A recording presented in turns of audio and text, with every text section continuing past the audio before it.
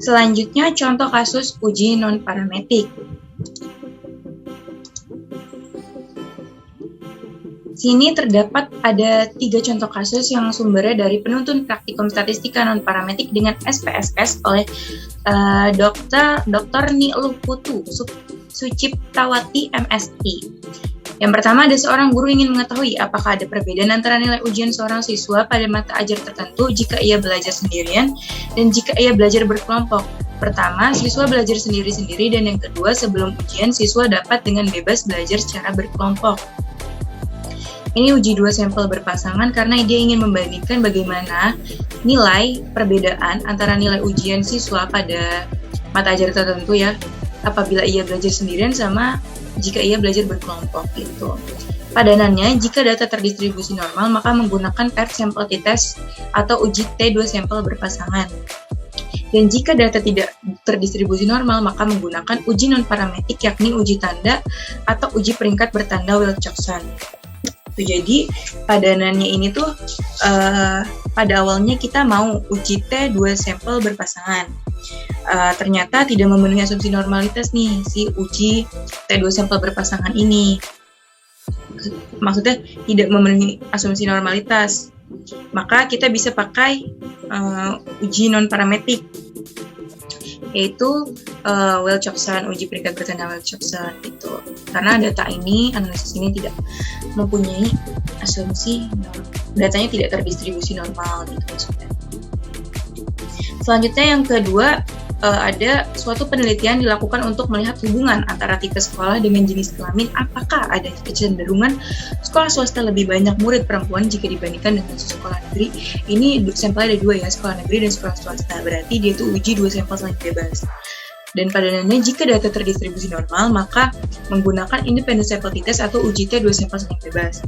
Jika data tidak terdistribusi normal, maka digunakan uji non-parametik, yakni uji jumlah peringkat bertanda Wilcoxon-Mann-Whitney Wilcoxon test.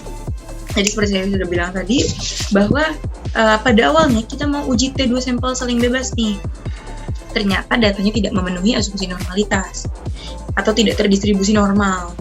Maka kita bisa menggunakan kita pakai uji non-parametik, yaitu Mann-Whitney Wilcoxon test. Yang contoh kasus ketiga, sebuah perusahaan farmasi sedang mengembangkan suplemen penambah berat badan. Pada anak-anak, perusahaan ingin mengetahui hasil suplemen tersebut sebelum dipasarkan secara komersial. Untuk itu, perusahaan mencoba obat tersebut secara kontinu terhadap 15 orang siswa sekolah dasar yang sudah diukur terlebih dahulu berat badannya. Setelah 3 bulan kemudian, siswa-siswa tersebut ditimbang berat badannya lagi untuk mengetahui apakah ada peningkatan berat badannya yang nyata. Ini uji 2 sampel berpasangan karena kita ini tuh ingin membandingkan antara, pokoknya ini before and after ya. Berarti ingin membandingkan berat badan anak-anak sebelum minum suplemen penambah berat badan sama sesudah minum suplemen berat badan selama 3 bulan. Apakah ada peningkatan? Gitu.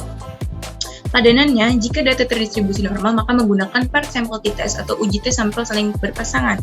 Jika data tidak terdistribusi normal, ya maka menggunakan uji non-parametik, yakni uji tanda atau uji peringkat bertanda Wilcoxon. Untuk kasus yang keempat, apakah terdapat perbedaan lembaga swasta dan pemerintah dalam pelayanan masyarakat? Uji 2 sampel saling bebas. Jika data terdistribusi normal, jadi di sini terdapat di contoh kasus yang nomor 4 terdapat 2 sampel yang saling bebas ya, karena ada 2 kan, lembaga swasta sama pemerintah. Itu saling bebas, tidak berpasangan, tidak ada sangkut paut, tidak ada kaitannya. Jadi padanannya, jika data terdistribusi normal, maka menggunakan independent sample t-test, uji T 2 sampel saling bebas.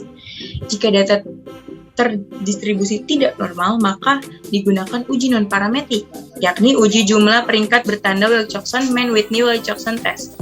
Ini kasusnya sumbernya dari pengembangan studi berjudul Alat Uji Hipotesis Penelitian Sosial Non-Parametik oleh Rihan Boyo. Yang kelima adalah contoh kasus dari jurnal pengujian uji Mann-Whitney pada analisis pengaruh pelatihan wiraniaga dalam penjualan produk baru oleh Teguh Sriwedadi. Jadi dia ini ingin menganalisa kinerja wiraniaga PT Merapi Utama Pharma dengan visi dan misi perusahaan terhadap wiraniaga yang tidak mendapat pelatihan dan wiraniaga yang menjalani pelatihan. Uji T 2 sampel saling bebas. Jika ini padanannya ini jika data terdistribusi normal, maka menggunakan independent sample t-test, uji T 2 sampel saling bebas. Kenapa sampel saling bebas? Karena tadi ini ada 2 sampel ya. Pertama, wiraniaga tidak mendapatkan pelatihan dan wiraniaga ini sedang menjalani pelatihan, bukan before and after setelah menjalankan pelatihan gitu.